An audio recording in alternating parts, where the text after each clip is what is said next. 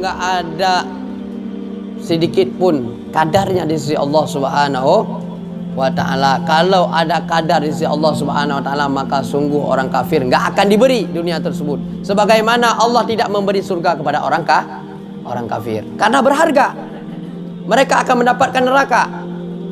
Mereka akan mendapatkan azab yang pedih dari Allah Subhanahu wa ta'ala.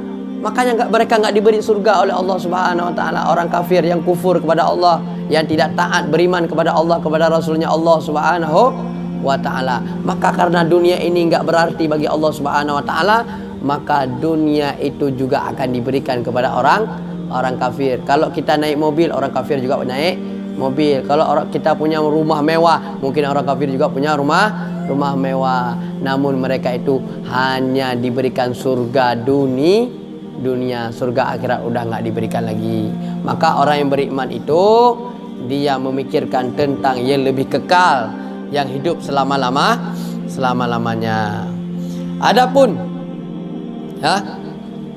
mana nih? Adapun yang sesungguhnya ini dunia adalah tempat bagi orang beriman. Adapun yang sesungguhnya ini dunia adalah tempat beramal soleh, maka bukan untuk tempat bersenang-senang. Maka dari itu Rasulullah Shallallahu Alaihi Wasallam suka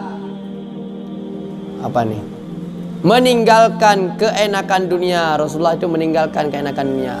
Rasulullah itu pernah ditawarkan gunung di samping Mekah, gunung apa namanya tuh? Dekat Mekah. Ya, gunung di dekat Mekah itu bukan gunung Uhud. Gunung Uhud bukan. Gunung-gunung di dekat Mekah, lupa saya namanya. Jabal apa namanya? Jabal Rahmah. Ya, di dekat Mekah itu pernah ditawarkan oleh Allah Subhanahu wa taala, wahai Rasulullah, wahai Rasul Allah, wahai Nabi Muhammad, maukah engkau gunung ini aku jadikan emas? Dijadikan emas oleh Allah Subhanahu wa taala. Namun apa kata Rasulullah? Ya Allah, saya tidak menginginkan demikian. Biarkan saya ini merasa lapar satu hari supaya saya bisa bersyukur kepada engkau, wahai Allah. Bisa merasakan lapar sehingga bisa mengingat Allah. Bukankah orang itu kalau sudah gelisah baru teringat Allah? Betul nggak? Betul kan?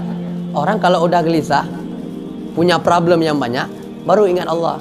Ya, kalau udah punya duit banyak, udah nggak ingat Allah, ingatnya mall, ingatnya tempat wisata. Itu manusia. Maka demikianlah Rasulullah mengatakan, wahai Allah, saya tidak menginginkan hal demikian karena saya ingin lapar satu hari supaya ingat kepada engkau, supaya bisa bersyukur kepada engkau, wahai Allah. Dan ini pelajaran bagi kita, supaya ketika Rasulullah dalam keadaan miskin nggak mau menjadi kaya. Ini pelajaran bagi kita bahwasanya Rasulullah Shallallahu Alaihi Wasallam dalam keadaan miskin beliau tidak melakukan hal-hal yang diharamkan oleh Allah dalam keadaan miskin. Karena orang kalau udah kesempit, udah mempunyai problem yang banyak, mungkin dia akan mencuri, mungkin dia akan melakukan hal yang haram, berani memakan duit yang bukan haknya. Ini manusia. Ya, tentunya makanya ambil pelajaran yang penting. Makanya Rasulullah meninggalkan keenakan dunia. Demikian pula anak istrinya Rasulullah dan sahabatnya Rasulullah. Ya, masing-masing suka memadai dengan barang yang amat sedikit dari hal makanan ataupun hal pakaian ataupun perabotan rumah tangga.